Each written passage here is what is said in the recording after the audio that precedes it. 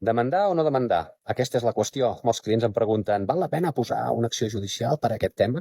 Doncs depèn de tres coses, bàsicament. La primera, tens proves?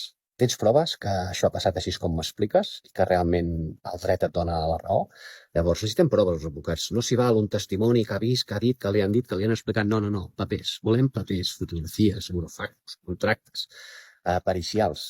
Tenim proves o podem aconseguir-les? Si tenim proves o podem aconseguir-les, bé, ja passem la primera etapa per poder continuar pensant si realment val la pena litigar o no. Segon punt, quan val això? Quan em costarà litigar? Què n'aconseguiré? Penseu que litigar és car, els advocats són cars, els perits són cars, els procuradors cada cop són més. Llavors t'has de gastar una pasta.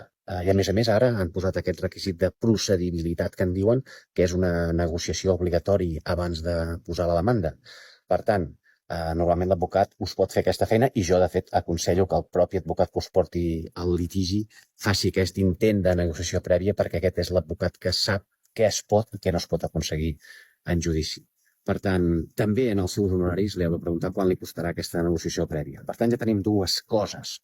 Tenim proves, el cost del tema, i el tercer punt, i més important potser, no actuïs per venjança. No actuïs per venjança perquè el jutge, per molt que et doni la raó, no et donarà una satisfacció de venjança. Encara que guanyis aquella venjança, aquella que tu vols fer a l'altra part, judicialment no l'aconseguiràs. No l'aconseguiràs perquè el jutge és molt escèptic, no? Dirà, tens raó o no tens raó, però no dirà, tens raó i és un cabronàs aquell. No, això no ho dirà el jutge. Només et dirà, ho reduirà una qüestió econòmica o una qüestió de fer el compliment d'un contracte i ja està, però no obtindràs venjança. Per tant, no actuïs per venjança, actua per un tema racional i econòmic. Per tant, en resum, abans de litigar, tres coses. Proves, cost econòmic i no actuar per venjança. Salut.